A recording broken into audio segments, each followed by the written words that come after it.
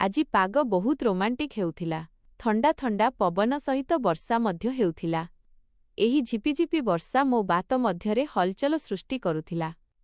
ମୁଁ ରୋଷେଇ ଘରୁ ଫାରଗ ହୋଇ ପଛ ଅଗଣାକୁ ଆସିଗଲି ଏବଂ ନିଜର ବେଚୈନକୁ ଆହୁରି ଉତ୍ତେଜିତ କରିବା ପାଇଁ ସେହି ଝରକା ଦେଇ ଭିତରକୁ ଝାଙ୍କିବାକୁ ଲାଗିଲି, ଯାହା ମୋ ଶ୍ୱଶୁର ଏବଂ ଶାଶୁ ଦେବେନ୍ଦ୍ରଜୀ ଏବଂ ବିଦ୍ୟା ଆଣ୍ଟିଙ୍କରେ ଖୋଲୁଥିଲା। ମୁଁ ଗୋଡ଼ ଆଙ୍ଗୁଠି ବଳରେ ଛିଡ଼ା ହୋଇ ରୁମ୍ ଭିତରକୁ ଦେଖିବାକୁ ଲାଗିଲି ତ ମୋ ଅସ୍ତିତ୍ୱରେ ଯେମିତି ଚିଙ୍ଗାରି ଜଳି ଉଠିଲା। ମୁଁ ଭିତରେ ଭିତରେ ସୁଲଗିବାକୁ ଲାଗିଲି। ମତେ ମୋ ସ୍ୱାମୀ ଅର୍ଜୁନଙ୍କ କଥା ବହୁତ ମନେ ପଡ଼ିଲା। ମତେ ମୋ ଶ୍ୱଶୁରଙ୍କ ଉପରେ ଯେମିତି ଭଲ ପାଇବା ଆସୁଥିଲା କି ସେ ଏହି ବୟସରେ ମଧ୍ୟ କେତେ ଶକ୍ତିଶାଳୀ ଥିଲେ, ଯିଏ ମୋ ଶାଶୁଙ୍କୁ ଆଜି ବି ଖୁସି ରଖିଥିଲେ। ମୋ ଶ୍ୱଶୁର ଦେବେନ୍ଦ୍ରଜୀ ଏହି ମାମଲାରେ ଯେତିକି ଜୋସିଲା ଥିଲେ, ମୋ ଶାଶୁ ବିଦ୍ୟା ଆଣ୍ଟି ସେତିକି ହିଁ ତାଙ୍କଠାରୁ ଦୂରେଇ ରହୁଥିଲେ। ମୁଁ ବେସୁଧ ହୋଇ ଏହି ହସିନ ନଜାରାକୁ ଦେଖୁଥିଲି। ସେତିକିବେଳେ ମୋ କାନ୍ଧରେ କେହି ଜଣେ ହାତ ରଖିଲା। ମୁଁ ଡେଇଁପଡ଼ି ପଛକୁ ଚାହିଁଲି ତ ମୋ ପଛରେ ମୋ ସ୍ୱାମୀ ଅର୍ଜୁନ ଛିଡ଼ା ହୋଇଥିଲେ। ସେ ମୋତେ ଆଶ୍ଚର୍ଯ୍ୟ ନଜରରେ ଚାହିଁବାକୁ ଲାଗିଲେ। ମୁଁ ତାଙ୍କୁ ଦେଖି ହକ୍କାବକ୍କା ହୋଇଗଲି। ଆଜି ତ ତାଙ୍କର ଆସିବା ଇଚ୍ଛା ନଥିଲା। ସେ କେବଳ ସପ୍ତାହର ଶେଷ ସନ୍ଧ୍ୟାରେ ଘରକୁ ଆସୁଥିଲେ, ଯେତେବେଳେ କି ଆଜି ଗୁରୁବାର ଥିଲା।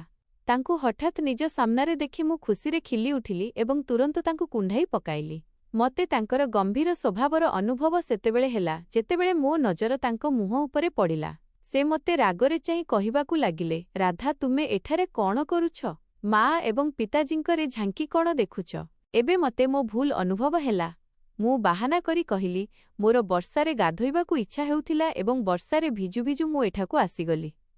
ରୁମ୍ ଭିତରୁ ଅଜବ ଶବ୍ଦ ଆସୁଥିଲା, ସେଥିପାଇଁ ମୁଁ ଝାଙ୍କି ଭିତରକୁ ଦେଖିଦେଲି। ସେ ମୋ ହାତ ଧରି ମତେକୁ ନେଇଗଲେ ଏବଂ ରାଗରେ କହିଲେ, କାହାରରେ ଝାଙ୍କିବା ବହୁତ ଖରାପ କଥା। ଆଜି ପରେ ମୁଁ ଯେମିତି ତୁମକୁ ଏମିତି ହରକତ କରୁଥିବାର ନ ଦେଖେ।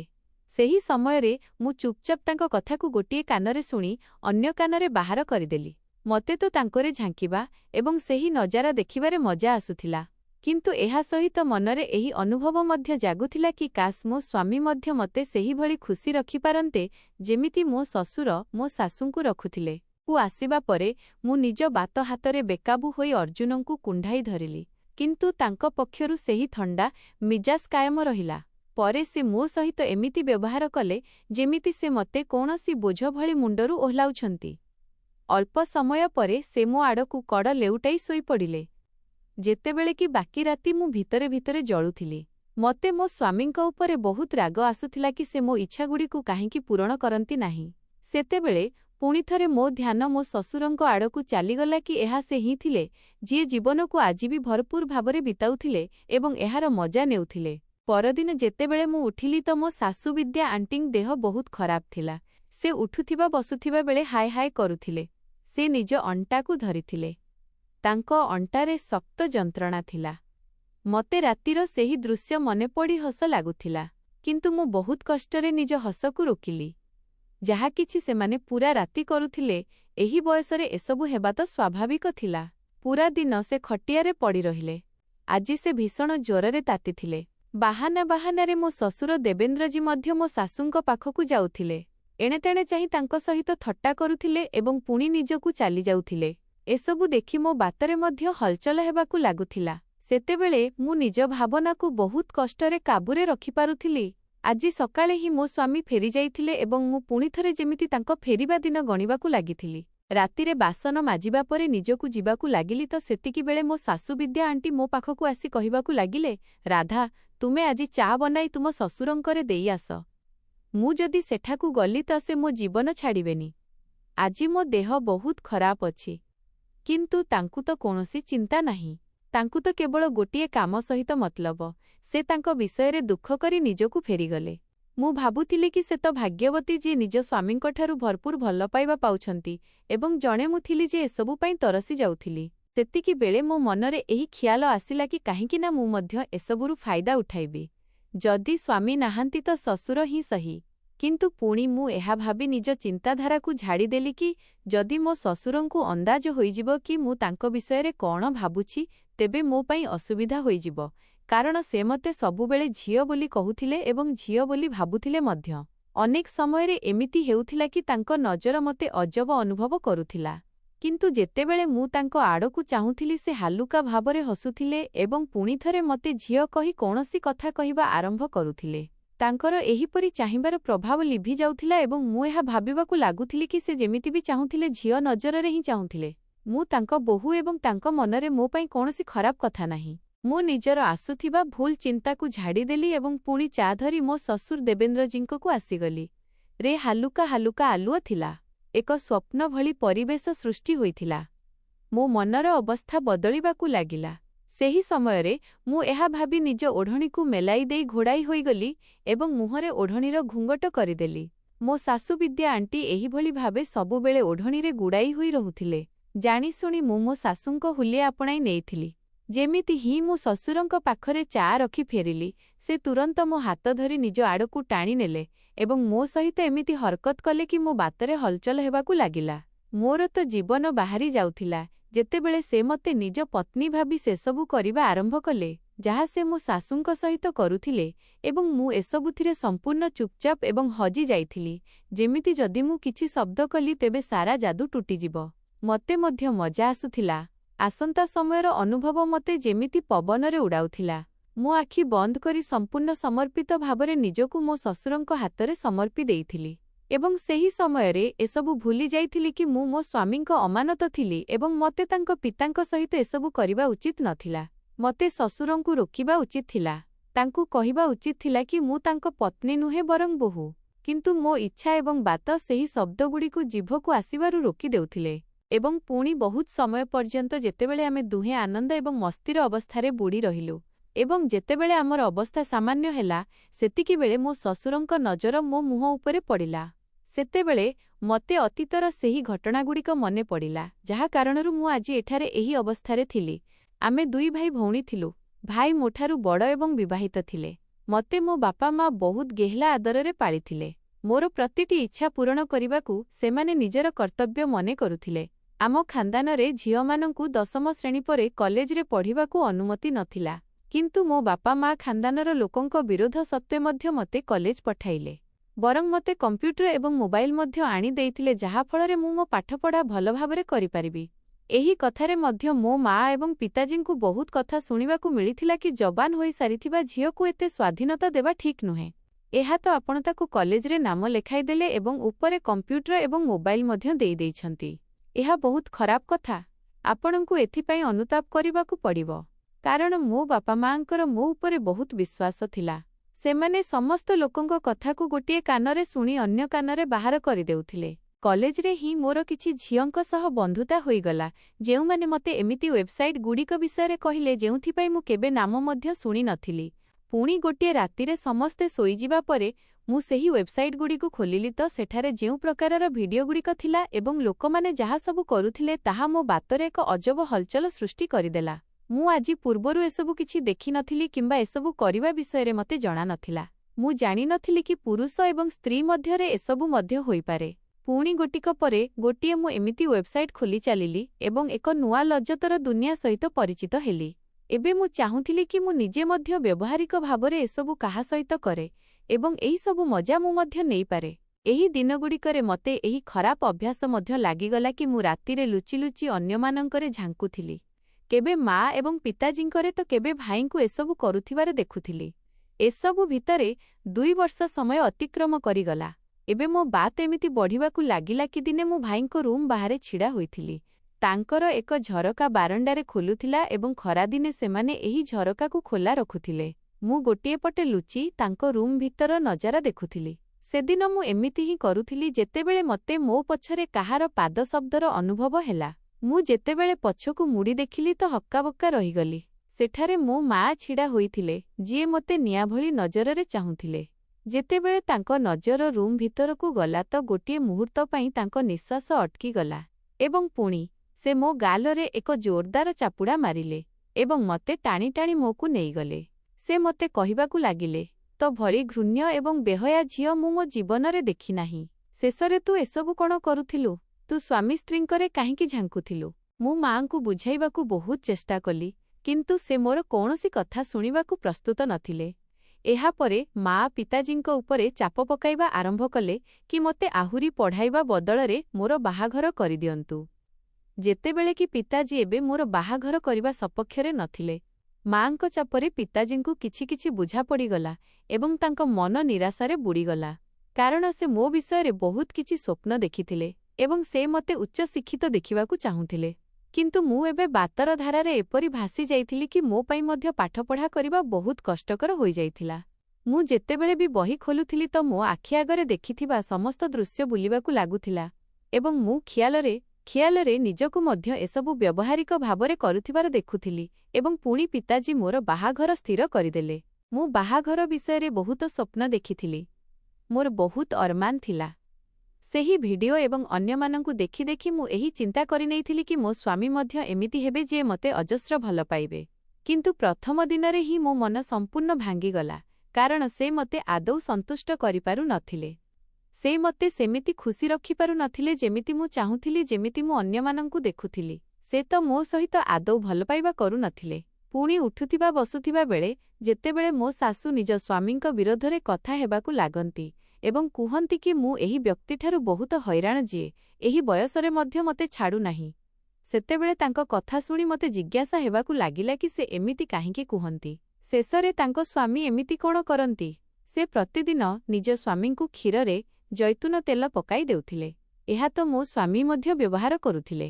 କିନ୍ତୁ ମୋତେ ଏହାର କୌଣସି ଫାଇଦା ଦେଖାଯାଉ ନଥିଲା। ସେ ଜାଣିନି କାହିଁକି ମୋଠାରୁ ଦୂରେଇ ରହୁଥିଲେ। ସପ୍ତାହରେ ଗୋଟିଏ ଦିନ ସେ ଘରକୁ ଆସୁଥିଲେ ଏବଂ ପୁଣି ସେ ପୂରା ସପ୍ତାହ ଘରୁ ଗାୟବ ରହୁଥିଲେ। ସେତେବେଳେ ଦିନେ କଥାରେ ମୋତେ ମୋ ଶାଶୁଙ୍କଠାରୁ ଜଣାପଡ଼ିଲା କି ମୋ ସହ ବାହାଘର ପୂର୍ବରୁ ସେ ପ୍ରତିଦିନ ହିଁ ଘରକୁ ଫେରୁଥିଲେ ଏବଂ ଏବେ ସେ ମୋତେ ଏହା କହି ଟାଳି ଦେଉଥିଲେ କି ଅଫିସ୍ ବହୁତ ଦୂର ପଡ଼ୁଛି, ଆସିବା ଯିବାରେ ମୋତେ ବହୁତ ଡେରି ହୋଇଯାଉଛି। ସେଥିପାଇଁ ମୁଁ ସେଠାରେ ନିଜର ଜଣେ ବନ୍ଧୁଙ୍କ ସହ ରୁମ୍ ନେଇଛି, ଯାହାଫଳରେ ମୋତେ ଅଫିସ୍ ଆସିବା ଯିବାରେ ଅସୁବିଧାର ସମ୍ମୁଖୀନ ହେବାକୁ ନ ପଡ଼ୁ। କିନ୍ତୁ ମୁଁ ଏହା ଭାବୁଥିଲି କି ବାହାଘର ପୂର୍ବରୁ ମଧ୍ୟ ତ ସେ ଅଫିସ୍ ଥିଲା ଏବଂ ସେତେବେଳେ ତ ସେ ଘରକୁ ଆସୁଥିଲେ ଯାଉଥିଲେ ଏବଂ ଏବେ ହଠାତ୍ କ'ଣ ହୋଇଗଲା? ମୋତେ ଭିତରେ ଭିତରେ ଏହି ଭୟ ଘାରୁଥିଲା କି କେଉଁଠି ଏମିତି ତ ହେଉନାହିଁ କି ସେ ଅନ୍ୟ କୌଣସି ଝିଅକୁ ପସନ୍ଦ କରୁଛନ୍ତି ଏବଂ ମୋଠାରୁ ପିଣ୍ଡ ଛଡ଼ାଉଛନ୍ତି। ସେଥିପାଇଁ ତ ସେ ମୋଠାରୁ ଦୂରେଇ ରହୁଥିଲେ। ତାଙ୍କର ଘରକୁ ଆସିବାକୁ ମନ ହିଁ କରୁନଥିଲା। ଯେତେବେଳେ ବି ସେ ଘରକୁ ଆସୁଥିଲେ ମୋତେ ଭଲ ପାଉ ଅଳ୍ପ ସମୟ ପରେ ସେ ବିରକ୍ତ ହୋଇଯାଉଥିଲେ। ତାଙ୍କ ମନ ମୋ ପାଖରୁ ଭରି ଯାଉଥିଲା। ଯେତେବେଳେ କି ମୁଁ ଏପର୍ଯ୍ୟନ୍ତ ଶୋଷିଲା ରହୁଥିଲି ଏବଂ ସେ ମୋତେ ଏହି ଅବସ୍ଥାରେ ଛାଡ଼ି ନିଜେ ସୁକୁନରେ ଶୋଇଯାଉଥିଲେ। ଏବେ ଯେତେବେଳେ ମୁଁ ମୋ ଶାଶୁଙ୍କୁ ନିଜ ସ୍ୱାମୀଙ୍କ ଖାଦ୍ୟପେୟର ଧ୍ୟାନ ରଖୁଥିବାର ଦେଖୁଥିଲି ଏବଂ ଯେତେବେଳେ ମୁଁ ତାଙ୍କ ବିଷୟରେ କଥା ଶୁଣୁଥିଲି ତ ମୁଁ ଭାବୁଥିଲି କି ଜାଣିନି ମୋ ଶ୍ୱଶୁର ଏମିତି କ'ଣ କରନ୍ତି ଏବଂ ପୁଣି ଦିନେ ମୁଁ ମୋର ପୁରୁଣା ଅଭ୍ୟାସ ଅନୁଯାୟୀ ତାଙ୍କରେ ଝାଙ୍କିଲି ତ ମୋର ଯେମିତି ଆଖି ଖୋଲିଗଲା। ମୁଁ ଆଶ୍ଚର୍ଯ୍ୟ ଥିଲି କି ମୋ ଶ୍ୱଶୁର ଏହି ବୟସରେ ମଧ୍ୟ ବହୁତ ଶକ୍ତିଶାଳୀ ଥିଲେ ଏବଂ ବୁଢ଼ା ହେବା ସତ୍ତ୍ୱେ ମଧ୍ୟ ସେ ସୁସ୍ଥ ଏବଂ ଶକ୍ତିଶାଳୀ ଯୁବକମାନଙ୍କୁ ମଧ୍ୟ ପଛରେ ପକାଇ ଦେଉଥିଲେ। ମୋତେ ତ ମୋ ଶାଶୁଙ୍କ ଉପରେ ଯେମିତି ଈର୍ଷା ଆସିବାକୁ ଲାଗିଲା। ଅନେକ ସମୟରେ ମୁଁ ଭାବୁଥିଲି କି କାଶ ମୋ ସ୍ୱାମୀ ମଧ୍ୟ ଏମିତି ହୋଇଥାନ୍ତେ, ତେବେ ମୋ ଜୀବନ ମଧ୍ୟ କେତେ ସୁନ୍ଦର ହୋଇଥାନ୍ତା। ଏହିଭଳି ଭାବରେ ମୋତେ ନିଜ ଜୀବନ ବେରଙ୍ଗ ଏବଂ ବେମଜା ଲାଗିବାକୁ ଲାଗିଲା। ବୋଧହୁଏ ଏହା ମୋ ଭିତରର ଲୋଭୀ ମଣିଷ ହିଁ ଥିଲା କି ମୁଁ ଆଜି ମୋ ଶ୍ୱଶୁରଙ୍କରେ ଉପସ୍ଥିତ ଥିଲି ଏବଂ ସେତିକିବେଳେ ତାଙ୍କ ନଜର ମୋ ମୁହଁ ଉପରେ ପଡ଼ିଲା ତ ଚୁପଚାପ ସେ ନଜରର ଦିଗ ବଦଳାଇ ଦେଲେ ଏବଂ ପୁଣିଥରେ ସେ ନିଜ କାମରେ ମଜିଗଲେ। ମୁଁ ଆଶ୍ଚର୍ଯ୍ୟ ଏବଂ ଚିନ୍ତିତ ହୋଇ ରହିଗଲି କି ମୋତେ ଚିହ୍ନିବା ସତ୍ତ୍ୱେ ମଧ୍ୟ ସେ କୌଣସି ପ୍ରତିକ୍ରିୟା କାହିଁକି ପ୍ରକାଶ କଲେ ନାହିଁ। କ'ଣ ସେ ପୂର୍ବରୁ ଜାଣିଥିଲେ କି ଏହା ମୁଁ? ଏବଂ ପୁଣି ଯେତେବେଳେ ମୁଁ ସେଠାରୁ ନିଜକୁ ଆସିଲି ତ ବହୁତ ହିଁ ଖୁସି ଥିଲି। ଜୀବନରେ ପ୍ରଥମ ଥର ପାଇଁ ମୁଁ ଏହି ପ୍ରକାରର ଭରପୁର ମଜା ନେଇଥିଲି। ଏବେ ପ୍ରତି ଦ୍ୱିତୀୟ ତୃତୀୟ ଦିନ ଏମିତି ହିଁ ହେବାକୁ ଲାଗିଲା। ମୋ ଶାଶୁ ତ ନିଜ ଜୀବନ ବଞ୍ଚାଇବା ପାଇଁ ଅନ୍ୟରେ କବାଟ ବନ୍ଦ କରି ଶୋଇଯାଉଥିଲେ। ଯେତେବେଳେ କି ମୁଁ ମୋ ଶ୍ୱଶୁରଙ୍କୁ ଚାଲିଯାଉଥିଲି ଏବଂ ବହୁତ ସମୟ ସେଠାରେ ବିତାଇବା ପରେ ନିଜକୁ ଫେରି ଆସୁଥିଲି, ମୋ ଶାଶୁ ଏହି କଥାରେ ଧନ୍ୟବାଦ ଜଣାଉଥିଲେ କି ଏବେ ତାଙ୍କ ସ୍ୱାମୀ ତାଙ୍କୁ ମାଗନ୍ତି ନାହିଁ ଏବଂ ତାଙ୍କୁ ଅବେଳରେ ହଇରାଣ କରନ୍ତି ନାହିଁ କାରଣ ତାଙ୍କର ଆବଶ୍ୟକତା ତ ମୋ ଦ୍ୱାରା ପୂରଣ ହେଉଥିଲା ଏବଂ ମୋର ମଧ୍ୟ ଏବେ କୌଣସି ଇଚ୍ଛା ଅଧୁରା ରହୁନଥିଲା। ଏହିପରି ଭାବେ ଆମେ ଦୁହେଁ ହିଁ ପରସ୍ପର ପ୍ରତି ବହୁତ ଖୁସି ରହିବାକୁ ଲାଗିଲୁ। ମୋର ଏହି କଥାର ଭୟ ଥିଲା କି ଯଦି ମୋ ଶାଶୁ କିମ୍ବା ସ୍ୱାମୀଙ୍କୁ ଏସବୁ ଜଣାପଡ଼ିଯିବ ତେବେ ଜାଣିନି ସେମାନେ ମୋ ସହିତ କ'ଣ ବ୍ୟବହାର କରିବେ। ଏହା ମଧ୍ୟ ହୋଇପାରେ କି ମୋ ସ୍ୱାମୀ ମୋତେ ଘରୁ ବାହାର କରିଦେବେ ଏବଂ ଯଦି ମୋ ଶାଶୁ ଏସବୁ ଦେଖିନେବେ ତେବେ ହୁଏତ ସେ ମୋର ନିଶ୍ୱାସ ନେବା ମଧ୍ୟ କଷ୍ଟକର କରିଦେବେ। ସେଥିପାଇଁ ମୁଁ ଏବେ ସାବଧାନର ସହିତ ଏହି କାମ କରୁଥିଲି। ମୁଁ ଏହି କଥାର ଖାସ୍ ଧ୍ୟାନ ରଖୁଥିଲି କି ଯେତେବେଳେ ମୋ ଶାଶୁ ଗଭୀର ନିଦରେ ରହୁଥିଲେ ସେତେବେଳେ ହିଁ ମୁଁ ମୋ ଶ୍ୱଶୁରଙ୍କୁ ଯାଉଥିଲି। ସେ ଏପର୍ଯ୍ୟନ୍ତ ସମସ୍ତଙ୍କ ସାମ୍ନାରେ ତ ମୋତେ ଝିଅ କହି ହିଁ ଡାକୁଥିଲେ। କିନ୍ତୁ ଏକାନ୍ତରେ ସେ ମୋ ଉପରେ ପ୍ରେମର ବର୍ଷା ଅଜାଡ଼ି ଦେଉଥିଲେ ଏବଂ ମୁଁ ମଧ୍ୟ ତାଙ୍କ ପାଇଁ ସବୁବେଳେ ଯେମିତି ବେଚୈନ ଏବଂ ବେକରାର ରହୁଥିଲି। ଆଜି ମୋ ସ୍ୱାମୀ ଅର୍ଜୁନ ଘରକୁ ଆସିଥିଲେ। ସତ କହିବାକୁ ଗଲେ ମୁଁ ସବୁବେଳେ ତାଙ୍କର ଅପେକ୍ଷା କରୁଥିଲି, କିନ୍ତୁ ଏବେ ତାଙ୍କୁ ଦେଖି ବିରକ୍ତ ଥିଲି, କାରଣ ମୁଁ ଜାଣିଥିଲି କି ତାଙ୍କର ଘରେ ଉପସ୍ଥିତି କାରଣରୁ ମୁଁ ଏବେ ମୋ ଶ୍ୱଶୁରଙ୍କକୁ ଯାଇପାରିବି ନାହିଁ। ସେଥିପାଇଁ ମୋ ମନ ଭିତରେ ଦୁଃଖ ହେଉଥିଲା, କାରଣ ମୋ ସ୍ୱାମୀ ତ ମୋତେ ସନ୍ତୁଷ୍ଟ କରିପାରୁ ନଥିଲେ। ସେଥିପାଇଁ ଏବେ ତାଙ୍କ ସହିତ ଏସବୁ କରିବାକୁ ମୋର ମନ ହେଉନଥିଲା, କାରଣ ଯେଉଁ ମଜା ଯେଉଁ ଖୁସି ମୋ ଶ୍ୱଶୁର ମୋତେ ଦେଇଥିଲେ ସେହି ଖୁସି ଦେବା ବିଷୟରେ ତ ମୋ ସ୍ୱାମୀ ଭାବି ମଧ୍ୟ ପାରିବେ ନାହିଁ। ଆଜି ମଧ୍ୟ ମୋ ସ୍ୱାମୀ ଅଳ୍ପ ସମୟ ପରେ ଥକିଯାଇ ଶୋଇପଡ଼ିଲେ ଏବଂ ଏବେ ଯେତେବେଳେ ତୃତୀୟ ଚତୁର୍ଥ ଦିନ ମଧ୍ୟ ତାଙ୍କୁ ଘରେ ହିଁ ହୋଇଗଲା ତ ମୁଁ ତାଙ୍କୁ କହିବାକୁ ଲାଗିଲି କି ଏବେ ଆପଣ ଘରୁ ହିଁ ଅଫିସ୍ ଯିବେ। ଏହା ଶୁଣି ସେ ମୋତେ ଆଶ୍ଚର୍ଯ୍ୟ ନଜରରେ ଚାହିଁବାକୁ ଲାଗିଲେ। କ'ଣ ତୁମକୁ ଏହି କଥାରେ ଖୁସି ହେଲା ନାହିଁ କି ମୁଁ ପ୍ରତିଦିନ ଘରେ ତୁମ ସହିତ ହିଁ ରହିବି? ମୁଁ ନିଜ ମୁହଁର ଭାବନାକୁ କାବୁରେ କଲି ଏବଂ ତାଙ୍କୁ କହିବାକୁ ଲାଗିଲି, ଭଲ, ମୋଠାରୁ ଅଧିକ ଆଉ କିଏ ଖୁସି ହେବ? ମୋତେ ବହୁତ ଖୁସି। କିନ୍ତୁ ମୁଁ ଆପଣଙ୍କ ପାଇଁ ତ କହୁଥିଲି। ଆପଣ କୁହନ୍ତି କି ଅଫିସ୍ ଆସିବା ଯିବାରେ ବହୁତ ଡେରି ହୋଇଯାଏ ଏବଂ ସେଥିପାଇଁ ମୁଁ ଏହି କଥା ପଚାରୁଥିଲି। ତ ସେ କହିବାକୁ ଲାଗିଲେ, ମୁଁ ତୁମଠାରୁ ଦୂରେଇ ରହି ଥକିଗଲିଣି। ସେଥିପାଇଁ ଏବେ ମୁଁ ପ୍ରତିଦିନ ଘରକୁ ଆସିବି ଏବଂ ଘରକୁ ହିଁ ଅଫିସ୍ ଯିବି। ଉପରେ ମୁଁ ତାଙ୍କ କଥା ଶୁଣି ହସୁଥିଲି, କିନ୍ତୁ ମନେ ମନେ ଚିନ୍ତିତ ହୋଇଗଲି କି ଆଜି ମୁଁ ମୋର ଏହି ଇଚ୍ଛାର ପୂର୍ତ୍ତି କେମିତି କରିବି। ସେଦିନ ମୁଁ ବହୁତ ସମୟ ପର୍ଯ୍ୟନ୍ତ ମୋ ସ୍ୱାମୀଙ୍କର ଅପେକ୍ଷା କଲି। ବାରମ୍ବାର ତାଙ୍କ ନମ୍ବର ଲଗାଇଲି, କିନ୍ତୁ ତାଙ୍କ ନମ୍ବର କ୍ରମାଗତ ଭାବେ ବନ୍ଦ ଆସୁଥିଲା। ଆଜି ତାଙ୍କୁ ଫେରିବାରେ ସାଧାରଣ ଦିନଗୁଡ଼ିକ ଅପେକ୍ଷା ବହୁତ ଡେରି ହୋଇଯାଇଥିଲା। ସେତେବେଳେ ମୁଁ ଏହା ଭାବିଲି କି ହୋଇପାରେ ସେ ଆଜି ଘରକୁ ନ ଆସି ନିଜ ବନ୍ଧୁଙ୍କକୁ ଚାଲିଯାଇଛନ୍ତି। ଏହି ଖିଆଲ ଆସିବା କ୍ଷଣି ହିଁ ମୁଁ ତୁରନ୍ତ ମୋ ଶ୍ୱଶୁରଙ୍କକୁ ଚାଲିଗଲି। ଆଜି ମଧ୍ୟ ପ୍ରଥମେ ମୁଁ ମୋ ଶାଶୁଙ୍କୁ ଦେଖିଲି ତ ସେ ନିଜରେ ବେହୋସ ହୋଇ ଶୋଇଥିଲେ ଏବଂ ସେତିକି ବେଳେ ମୁଁ ଏହି ସୁଯୋଗର ଭରପୁର ଫାଇଦା ଉଠାଇଲି ଏବଂ ପୁଣି ଯେତେବେଳେ ମୋ ଶ୍ୱଶୁରଙ୍କକୁ ଗଲି ତ ସେ ମଧ୍ୟ ଜାଗିଥିଲେ। ସେ ମଧ୍ୟ ଯେମିତି ମୋର ହିଁ ଅପେକ୍ଷା କରୁଥିଲେ। ମୋତେ ଦେଖି ଉଠି ବସି ପଡ଼ିଲେ ଏବଂ କହିବାକୁ ଲାଗିଲେ, କ'ଣ କଥା ରାଧା? ଆଜିକାଲି ସେହି ଅଳସୁଆ ଲୋକଟା ଘରେ ପ୍ରତିଦିନ ଚକ୍କର ଲଗାଉଛି। କ'ଣ ତାକୁ ଆମ ଦୁହିଁଙ୍କ ଉପରେ ସନ୍ଦେହ ହୋଇଯାଇଛି? ମୁଁ ମୋ ଶ୍ୱଶୁରଙ୍କୁ କୌଣସି ଜବାବ ଦେଲି ନାହିଁ ଏବଂ କହିବାକୁ ଲାଗିଲି, ମୁଁ ନିଜେ ଏସବୁଥିରୁ ହଇରାଣ ହୋଇଗଲାଣି। ଏମିତି ବି ମୋତେ ତ ଏହି ଜିନିଷରେ ଆପଣଙ୍କର ଅଭ୍ୟାସ ପଡ଼ିଗଲାଣି। ଯେପର୍ଯ୍ୟନ୍ତ ପିତାଜୀଙ୍କ ସହିତ ଏସବୁ ନ କରିଛି ମୋତେ ଶାନ୍ତି ମିଳୁନାହିଁ। ଏହା ପୂର୍ବରୁ କି ଆମେ ଏସବୁ ଆରମ୍ଭ କରିଥାନ୍ତୁ, ସେତିକିବେଳେ ମୋତେ ମୋ ସ୍ୱାମୀ ଅର୍ଜୁନଙ୍କ ସ୍ୱର ଶୁଣାଗଲା ଏବଂ ମୁଁ ଡରିଯାଇ ଉଠି ବସିଲି ଏବଂ ତୁରନ୍ତ ରୁମ୍ ବାହାରକୁ ବାହାରିଲି ତ ସାମ୍ନାରେ ମୋ ସ୍ୱାମୀ ଥିଲେ। ସେ ମୋତେ ଖୋଜୁଥିଲେ। ମୋତେ ସେହି ସମୟରେ ମୋ ଶ୍ୱଶୁରଙ୍କରୁ ବାହାରୁଥିବାର ଦେଖି ସେ ଆଶ୍ଚର୍ଯ୍ୟ ହୋଇଗଲେ। ସେତିକିବେଳେ ମୁଁ ତାଙ୍କୁ ଟାଳି ଦେଇ କହିବାକୁ ଲାଗିଲି, କ'ଣ ହେଲା? ଆପଣଙ୍କ ପିତାଜୀଙ୍କ ଦେହ ଖରାପ ଥିଲା, ସେଥିପାଇଁ ତାଙ୍କୁ ଚା ବନାଇଦେବାକୁ ଯାଇଥିଲି। ମୋ କଥା ଶୁଣି ସେ ହସିଦେଲେ ଏବଂ ପୁଣି ମୁଁ ତାଙ୍କ ପାଇଁ ଖାଦ୍ୟ ଗରମ କରିକୁ ଆସିଗଲି। ବହୁତ ସମୟ ପର୍ଯ୍ୟନ୍ତ ମୋ ସ୍ୱାମୀ ଏଣେତେଣେର କଥା କହିବାକୁ ଲାଗିଲେ। ପୁଣି ମୋତେ କହିଲେ, ତୁମେ ବହୁତ ଭଲ ଝିଅ। ମୋତେ ଏହି କଥାର ଗର୍ବ ଅଛି କି ତୁମ ଭଳି ନେକ ଏବଂ ସରିଫ ପତ୍ନୀ ମୋତେ ମିଳିଛି। ତାଙ୍କ କଥା ଶୁଣି ମୋ ପାଟି ଖୋଲା ରହିଗଲା। ଶେଷରେ ସେ ଏମିତି କାହିଁକି କହୁଥିଲେ? ତ ସେ କହିବାକୁ ଲାଗିଲେ, ମୁଁ ଏବେ ବାହାଘର କରିବାକୁ ଚାହୁଁନଥିଲି କାରଣ ମୋର କିଛି ସମସ୍ୟା ଥିଲା ଯାହା ମୁଁ କାହାକୁ କହିପାରୁନଥିଲି। କିନ୍ତୁ ମା ଏବଂ ପିତାଜୀଙ୍କ ଚାପରେ ଆସି ମୁଁ ବାହାଘର କରିନେଲି। ମୋତେ ଏହି କଥାର ଭୟ ଥିଲା କି ହୋଇପାରେ ତୁମେ ପାଟିତୁଣ୍ଡ କରିବ, ତୁମେ ସମସ୍ତଙ୍କ ସାମ୍ନାରେ ମୋତେ ଖରାପ କହିବ, ମୋତେ ଅପମାନିତ କରିବ, କିନ୍ତୁ ତୁମେ ଏମିତି କଲ ନାହିଁ। ତୁମ ଜାଗାରେ ଅନ୍ୟ କୌଣସି ଝିଅ ହୋଇଥାନ୍ତା ତ ସେ ପାଟିତୁଣ୍ଡ କରିଥାନ୍ତା କିମ୍ବା ଅନ୍ୟ କାହା ସହିତ ସମ୍ପର୍କ ରଖିଥାନ୍ତା। କିନ୍ତୁ ତୁମେ ପ୍ରକୃତରେ ବହୁତ ଭଲ କି ତୁମେ ମୋ ଇଜ୍ଜତ ସହିତ ନିଜ ଶ୍ୱଶୁରଙ୍କର ମଧ୍ୟ ବହୁତ ସମ୍ମାନ କରିଛ। ଏହା ଶୁଣି ମୋର ହୋସ୍ ଉଡ଼ିଗଲା। ମୋର ଧଡ଼କନ ବଢ଼ିଗଲା। ତେବେ କ'ଣ ସେ ସବୁକିଛି ଜାଣିସାରିଥିଲେ? ଏବଂ ଏହା କହୁ କହୁ ତାଙ୍କ ଆଖିରେ ଲୁହ ଆସିଗଲା ଏବଂ ସେ ମୋ ସାମ୍ନାରେ ହାତ ଯୋଡ଼ି କହିବାକୁ ଲାଗିଲେ, ରାଧା, ମୁଁ ତୁମକୁ ସେସବୁ କିଛି ଦେଇପାରିଲି ନାହିଁ ଯାହା ଏକ ସ୍ତ୍ରୀର ଅଧିକାର। ମୁଁ ଜାଣେ, କିନ୍ତୁ ମୁଁ ପ୍ରତିଜ୍ଞା କରୁଛି କି ମୁଁ ତୁମକୁ ଜୀବନରେ କେବେ ବି କୌଣସି ଅଭିଯୋଗର ସୁଯୋଗ ଦେବି ନାହିଁ। ଏହାପରେ ସେ ମୋତେ ଏକ ଜୋରଦାର କାଦେଲେ।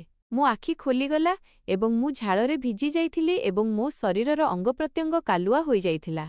ତେବେ କ'ଣ ଏସବୁ ମୁଁ ଏକ ସ୍ୱପ୍ନରେ ଦେଖୁଥିଲି? ସେ ତ ଏପର୍ଯ୍ୟନ୍ତ ଶୋଇଥିଲେ। ତାଙ୍କୁ ଦେଖି ମୋତେ ନିଜ ଉପରେ ଶର୍ମିନ୍ଦଗୀ ଅନୁଭବ ହେବାକୁ ଲାଗିଲା।